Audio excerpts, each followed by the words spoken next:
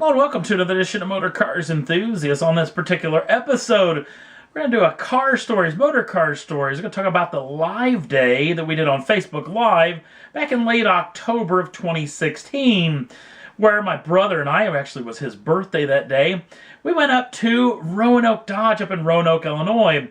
It's an intriguing little dealership. My brother had never been there, so I decided to drag him along with me.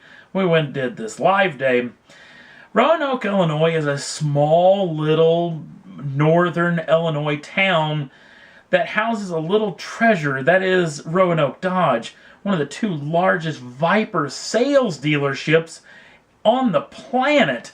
In fact, this town, Roanoke, Illinois, is not really close to any major metropolitan city, much like the other leading Viper sales dealer is down in Texas. In fact, they're almost 20 minutes away from their largest town, and that town is not fantastically large. But because of the owner, John Gassman, who's actually worked at this dealership near his entire life, except for a small little stint, as my father would put it, where he got an offer from Uncle Sam that he couldn't refuse. Basically, he got drafted into the military. But when he came back, he worked for the dealership, ending up owning the dealership in the early 80s and has owned it till this day.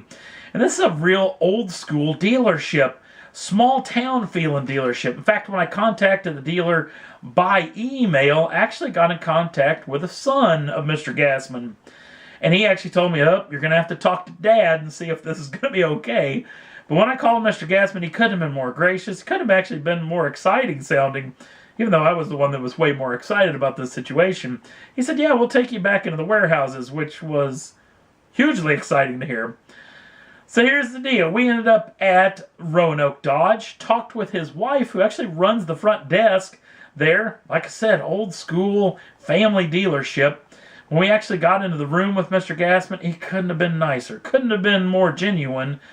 And you see, after only spending a handful of minutes, why he's one of the largest Viper dealers in the country.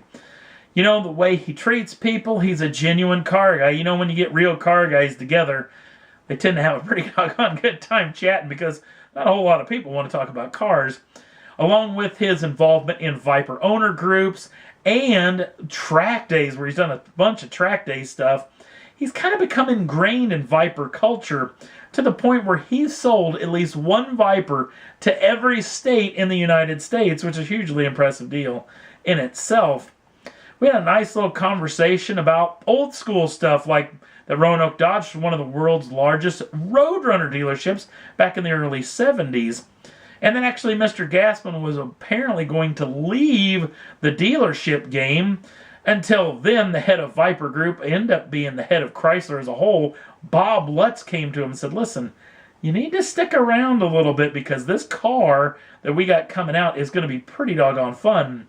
Telling about later stories about Mr. Lutz, Bob Lutz, actually inviting him up to the proving grounds, him and a bunch of dealers from around the country, where they actually did a head-to-head challenges against the engineers in Vipers, actually ripping apart tires and like doing track days, high-speed runs and whatnot, all for a small bet of who was going to buy lunch that day. This sit-down with Mr. Gassman was hugely entertaining. You get three car guys in one room. Well, at least if you're a car guy, you're going to have a pretty doggone good time. But later on, he said, let's go take a peek at what the dealership's all about. So we went off into the service department. Got to see one of these. First time I ever got to lay eyes on one of these Mad Edition Vipers. Only a handful of these, but this one was actually in for service work, along with this particular machine that somebody had done up in racing livery, especially the racing livery of when they won the overall win at the 24 Hours of Daytona back in the early 90s. That was a pretty cool piece of kit. Probably one of the most interesting cars that we saw while we were there was this Viper. That's actually owned by a fellow who lives quite a bit further north of Roanoke, Illinois, up where it snows all the time. And apparently this car is his daily driver, which is hugely impressive. This is about the time when the whole interview and the whole day kind of started to unravel, because we went into the warehouse. Now, as soon as we walked into this small corridor into the warehouse where it's stacked with Viper wheels all the way up to the ceiling, I started to lose my I started to lose everything. I became to blubbering car nerd in just a brief amount of time. We got to see Mr. Gassman's drag pack Challenger. You look way off into the back, you're not going to be able to see it very well, but one of those Chrysler Maserati collaborations from way back in the day, way before the FCA deals. Yeah, he's got one of those. He's got more Hellcats than I've ever seen on one lot. In fact, I asked him, did you think the Hellcat was going to be the next lineage or the next legacy for his dealership? That being the largest Viper dealership, could the Hellcat be that? He didn't think that was going to be the case. Also, sadly, he didn't think the Viper would ever resurface again with FCA at the helm. You see an old Prowler back there. Also, you see this Chevelle SS, which is for sale, at least if it's still at the dealership. But the whole deal and the whole reason why we're there was just because of Vipers. Because you know what the real deal was? By that time, in late October, the Viper deal was already on its way out. In fact, they actually closed off ordering. Remember when that dealership way off on the East Coast ordered over 130 Vipers? That shut down the ordering process for a time. Talked to Mr. Gassman about that. He said, you know what, we could have done the exact same thing, but selling those cars would have taken years, and the upfront cost of well over $10 million worth of automobiles would have been way too expensive to actually go down that route. But he said there's no doubt the guy's going to be able to sell all of them, but it would have been a pretty big ask for us. The thing is, once we got into the second warehouse, that's basically the best video. If you go to the Facebook page, check out the videos, the live videos I shot that day. That was the best videos, and it was a good thing, too, because by that time, my mouth was agape at the stuff we got to see in there. The first ever Viper that actually crossed into his dealer showroom. It's never been dealer prep, still covered with the plastic. He's got one of the original Roanoke Dodge Vipers, the special edition Roanoke edition that was done back in the day. The handful of Roanokes that he's got coming in now, he's going to keep one of those on hand as well. Tons of old cool muscle car stuff, classic stuff, old acid dip race cars, a lot of cool stuff. And I've really kind of lost everything and gone from being a world's crappiest interviewer to just being a blubbering fanboy after that. But the end is still the same. John Gassman and his group couldn't have been more gracious to a couple of idiot brothers from the middle part, one who does a clunker little YouTube show, to give us the time that he gave us and to show us around. Was a fantastic day.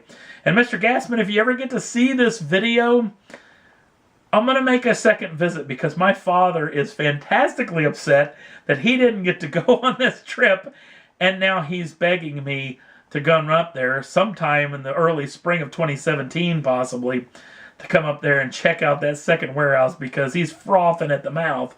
Him being some very big-time old Hemi car owners, he definitely wants to meet you, and I think you guys have probably become pretty fast friends, that being he was in the military same time you were. It's a pretty interesting place, Roanoke Dodge. Fun place to go if you are even remotely in the opportunity to buy a new Chrysler product, even a used Chrysler product, even a non-used FCA vehicle. There was a Ford Raptor on the lot that was pretty doggone good looking at the time. Head on down to Roanoke Dodge if you're anywhere in the Illinois area, anywhere in earshot of Roanoke, Illinois. You're going to get treated fantastic. It's a great place to go. And if you're a real car guy, go in and say hi to John Gassman.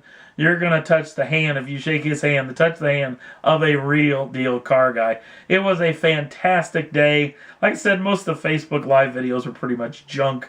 That's why I did this video even remotely. I wasn't even planning on doing this video, but had to because of just the hospitality that those folks did for us. Two idiots who didn't know anybody from anybody just opened up their arms and let us into this place. It's a fantastic place to be. Very, very cool indeed. Head on down to Roanoke Dodge in Roanoke, Illinois. Guarantee they're not going to steer you wrong. And that's all there was that I thought was worth talking about for this edition of Car Stories. Don't forget to like us over on the Facebook page. You can check out those Facebook Live videos. Also, if you'd like to subscribe to the channel, you can do so at any time and get the first dibs on the brand new shows as soon as they come out. Thanks for watching. We'll see you again real soon.